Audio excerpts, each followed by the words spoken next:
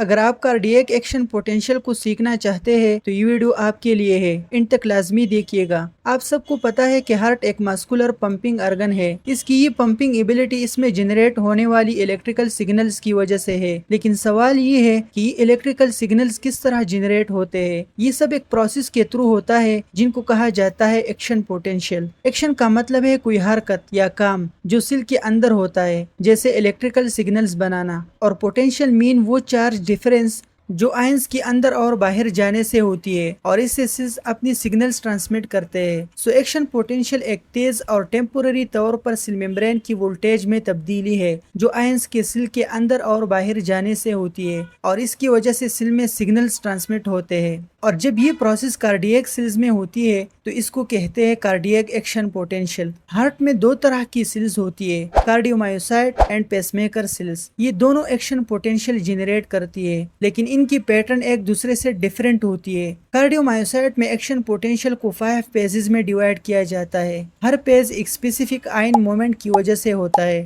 سب سے پہلے ہم سٹارٹ لیں گے پیز 4 سے، جو ایکشن پوٹینشیل کا سب سے لاسٹ پیز ہے۔ لیٹ سپوز یہاں ہمارے پاس ایک کارڈیومایوسائٹ یعنی کارڈیاک مسل کا ایک سیل ہے۔ پیز 4 میں یہ سیل بالکل ریسٹنگ کنڈیشن میں ہوتا ہے، یعنی کوئی الیکٹریکل ایکٹیویٹی نہیں چل رہی ہوتی۔ اس وقت اس میں لگ بھگ -90 ملی وولٹ پوٹینشیل ہوتا ہے، جس کو کہتے ہیں ریسٹنگ ممبرین پوٹینشیل، یعنی وہ پوٹینشیل یا وولٹیج جس پر سیل بالکل ریسٹنگ کنڈیشن میں ہے۔ یہاں پر سب سے امپورٹنٹ رول پوٹاشیم آئن کا ہے۔ اسپیشل پوٹاشیم چینل، جنہیں انورٹ ریکٹیفائر پوٹاشیم چینلز کہتے ہیں، اوپن ہوتی ہے، اور ان چینلز کے ذریعے پوٹاشیم سلولی باہر جاتا رہتا ہے۔ سوڈیم اور کیلشیم چینل اس وقت بند ہوتی ہے، اس لیے وہ اندر نہیں آ سکتے۔ اس وجہ سے اندر نیگیٹو چارج مینٹین ہوتا ہے اور باہر پازیٹیو چارج رہتا ہے۔ پیز 4 سمری، سیل ریسٹنگ کنڈیشن میں ہے اور اس کے اندر ریسٹنگ ممبرین پوٹینشیل یعنی -90 ملی وولٹ پوٹینشیل ہے۔ پوٹاشیم باہر نکل رہا ہے اور سوڈیم کیلشیم چینل بند ہے۔ اس کے بعد شروع ہوتا ہے پیز 0۔ اس میں ریپڈ ڈیپولرائزیشن ہوتی ہے۔ سیل کے اندر کچھ کیٹائن یعنی پازیٹیو چارجز انٹر ہوتے ہیں، جس سے سیل کے اندر نیگیٹیوٹی کم ہو جاتی ہے، -90 ملی وولٹ سے -80 دین -70، اور سیل تھریشولڈ پوٹینشیل تک چلا جاتا ہے۔ What is threshold potential? یہ سیل کے اندر وہ پوٹینشیل ہے جس پر سیل ممبرین میں موجود سوڈیم چینل اوپن ہو جاتی ہے۔ کارڈیومایوسائٹ کا تھریشولڈ ہے -70 ملی volt.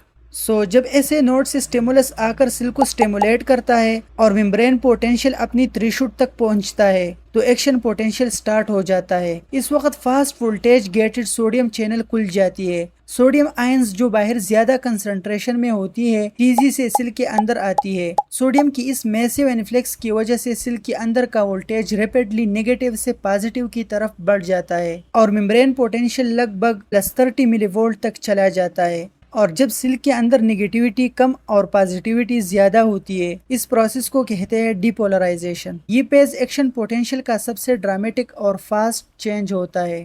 Ps 0 summary, cell threshold تک چلا گیا، سوڈیم چینل اوپن ہو گئے اور بہت تیزی سے سوڈیم انفلیکس ہونے لگا اور ممبرین پوٹینشیل +30 ملی وولٹ تک چلا گیا۔ The next is Ps 1۔ اس میں انیشل ریپولرائزیشن ہوتی ہے۔ پیز 0 کی ریپڈ ڈیپولرائزیشن کے بعد جب +30 ملی وولٹ پر سوڈیم چینل اپنے آپ بند ہو جاتے ہیں تو ممبرین پوٹینشیل تھوڑا نیچے آنا شروع کرتا ہے۔ اس وقت کچھ پوٹاشیم چینلز کھل جاتی ہے اور ان چینل کے ذریعے پوٹاشیم آئن باہر نکلتی ہے۔ پوٹاشیم چونکہ پازیٹیو چارج ہے، اس لیے سیل کے اندر نیگیٹیوٹی بڑھتی ہے اور پازیٹیوٹی کم ہوتی ہے، اور اس پروسیس کو کہتے ہیں ریپولرائزیشن۔ اس سے ممبرین پوٹینشیل دوبارہ 0 ملی وولٹ تک ڈراپ ہو جاتا ہے۔ پیز 1 سمری، سوڈیم چینلز بند ہو گئے اور تھوڑا پوٹاشیم باہر نکل گیا۔ پیز 2 کو ہم پلیٹیو پیز کہتے ہیں اور یہ کارڈیاک ایکشن پوٹینشیل کا سب سے خاص حصہ ہے جو اسکیلیٹل مسلز میں نہیں ہوتا۔ جب پیز 1 کی چھوٹی سی ریپولرائزیشن ہو جاتی ہے تو اس کے بعد ممبرین پوٹینشیل فلیٹ ہو جاتا ہے، یعنی نہ اوپر جاتا ہے اور نہ ہی نیچے گرتا ہے۔ اس وجہ سے اس کو کہتے ہیں پلیٹیو پیز۔ اس کی وجہ ہے دو اپوزٹ آئنز کے ایکسچینج میں balance. Calcium influx, calcium channels open ہوتی ہے اور یہ سلولی سیل کے اندر آتے ہیں۔ پوٹاشیم افلکس، یعنی ساتھ ہی کچھ پوٹاشیم چینلز اوپن ہوتی ہے اور پوٹاشیم سیل سے باہر جاتا ہے، تو کیلشیم کا اندر آنا اور پوٹاشیم کا باہر جانا ایک دوسرے کو بیلنس کر دیتے ہیں، یعنی جتنا پوٹاشیم نکلتا ہے اتنا ہی کیلشیم اندر آتا ہے اور ممبرین پوٹینشیل سٹیبل رہتا ہے۔ اس پیز کی بہت بڑی امپورٹنس ہے. جو کیلشیم اندر آتا ہے وہ ایکسائٹیشن یعنی ہارٹ کانٹریکشن کے لیے ٹریگر کا کام کرتا ہے. یہ کیلشیم سرکوپلازمک ریٹیکولم سے اور زیادہ کیلشیم ریلیز کرتا ہے اور اسی سے کانٹریکشن ہوتی ہے. پیز 2 کی شارٹ سمری: کیلشیم اندر آیا، پوٹاشیم باہر گیا اور دونوں کے درمیان بیلنس رہی. اس وجہ سے گراف فلیٹ پلیٹو بناتا ہے اور کانٹریکشن ہوتی ہے. پیز 3 میں ریپڈ ریپولرائزیشن ہوتی ہے. پلیٹو پیز کے بعد اب سیل کو واپس اپنی ریسٹنگ کنڈیشن کی طرف آنا ہوتا ہے اور یہ کام ہوتا ہے پیز 3 میں، جسے ہم کہتے ہیں ریپڈ ریپولرائزیشن. اس وقت دو چیزیں ایک ساتھ ہوتی ہے. کیلشیم چینلز کلوز ہو جاتی ہے، سو کیلشیم کا اندر آنا بند ہوتا ہے. پوٹاشیم چینلز پوری طرح اوپن ہو جاتی ہے، سو پوٹاشیم آئنز بہت تیزی سے باہر نکلتی ہے.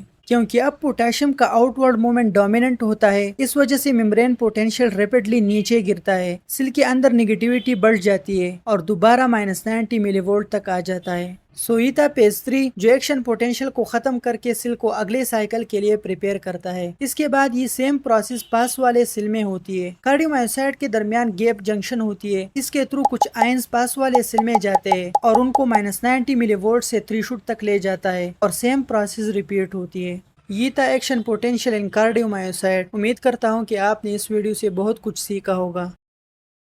نیکسٹ ویڈیو میں ہم پیس میکر فائبرز میں ایکشن پوٹینشیل کو ایکسپلین کریں گے. سبسکرائب.